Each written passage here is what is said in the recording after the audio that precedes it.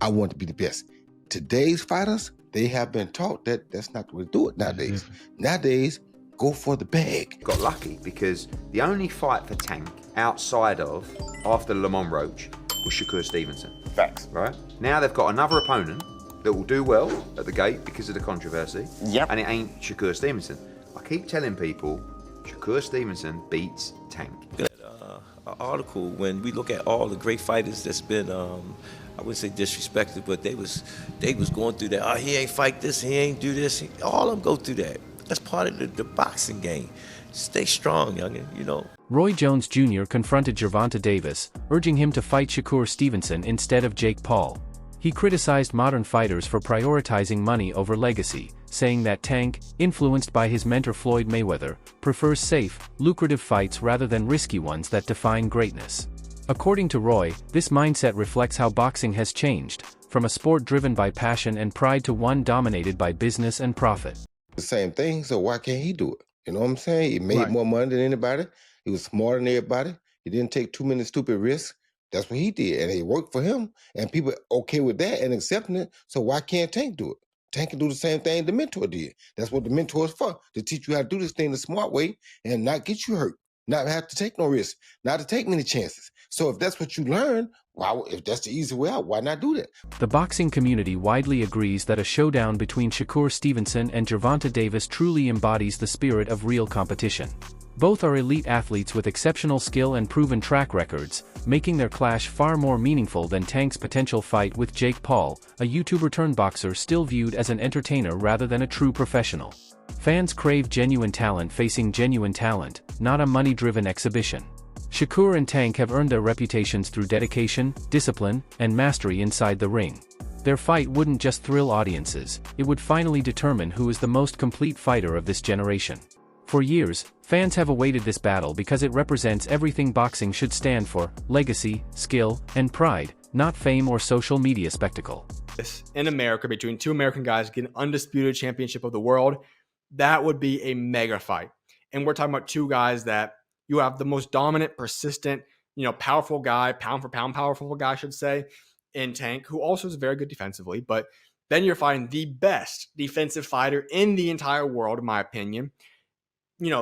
That is a fight I would love to see happen. I would be a big fan of, but I think if we could let that kind of fester and develop for a little bit, and we get that fight, summertime next year, fall of next year, where this is an undisputed fight, I think that's the fight we would love to see have happen. I would be all for that. And I think it's realistic. Like I said, I don't think Tank's losing to anybody except for possibly Shakur, and I don't think Shakur's losing to anybody except for possibly Tank. Roy Jones Jr., one of boxing's most respected legends, firmly stated that Jake Paul will never become a world champion, not out of hate, but from a deep understanding of what it truly takes to reach that level.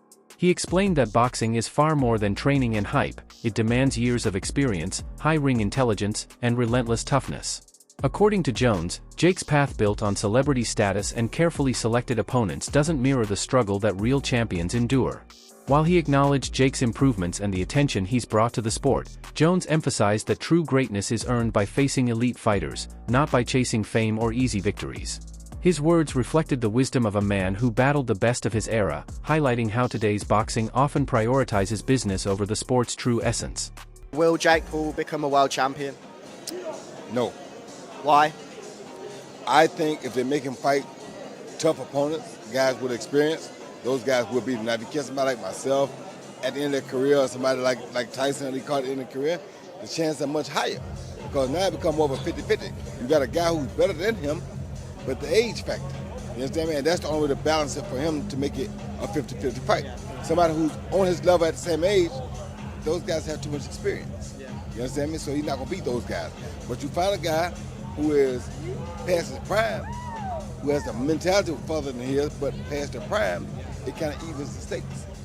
Tim Bradley expressed that Shakur Stevenson doesn't necessarily need to fight Gervonta Davis. He argued that if Shakur truly believes Tank hasn't faced real challenges or achieved anything remarkable, then pursuing that fight makes little sense. According to Bradley, Shakur's interest isn't driven by legacy but by the spotlight and attention that come with Tank's name.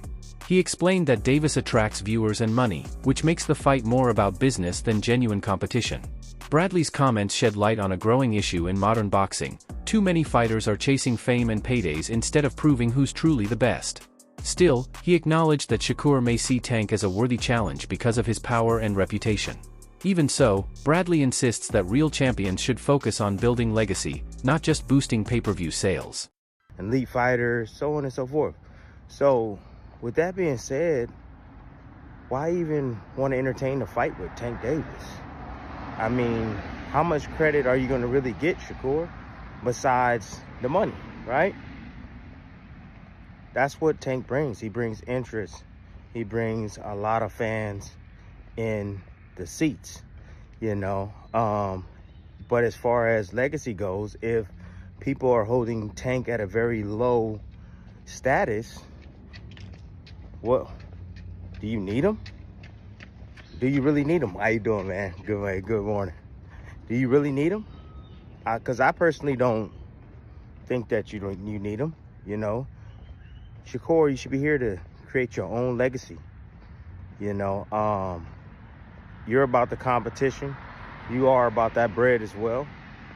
And I think it's important for you to really look at the landscape, man, of boxing and see where your big money fights are, you know, besides Tank Davis. As you know, you hear through the grapevine, I think he even told you on X that, you know, he's contemplating retirement after his Jake Paul fight.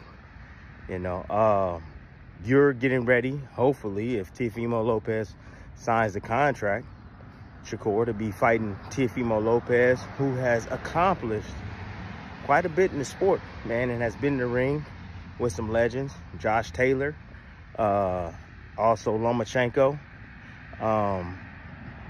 I think that type of fight makes sense. You know, going up to 140 pounds, getting another strap, you know, beating the quote-unquote the Ring Magazine champion, or considered the best #1 fighter at 140 pounds. Carl Froch didn't mince words when criticizing Jake Paul's decision to fight Gervonta Davis, calling him a bully for targeting a much smaller opponent. He pointed out that Jake's natural size and weight advantage make the matchup unfair, arguing that it's more about business than boxing skill. Froch described the fight as a publicity stunt rather than a true test of talent, emphasizing that Tank is at too much of a physical disadvantage for it to be taken seriously. He stressed that boxing should be built on equal skill, courage, and competition, not on exploiting size differences for attention. Froch's remarks echo the frustration of many boxing purists who believe the sport should protect its integrity instead of becoming a spectacle made for clicks and viral fame. I think it's ridiculous. Jake Paul's taking the piss, like he always does. Just from saying, I'm going to fight AJ tonight, he's fighting Gervonta Davis, who's 100 pounds in weight lighter.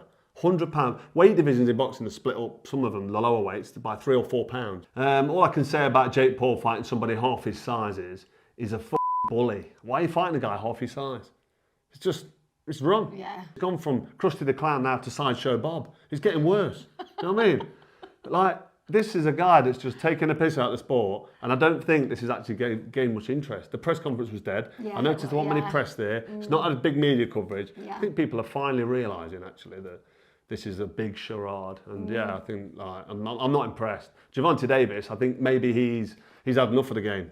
He got drawn in his last fight. He was lucky to get the draw as well. But yeah, the whole thing, again, it's a clown show. And Jake Paul's a bull. Shakur Stevenson made a bold claim, saying that Gervonta "Tank" Davis will never step into the ring with him because he knows how tough that fight would be.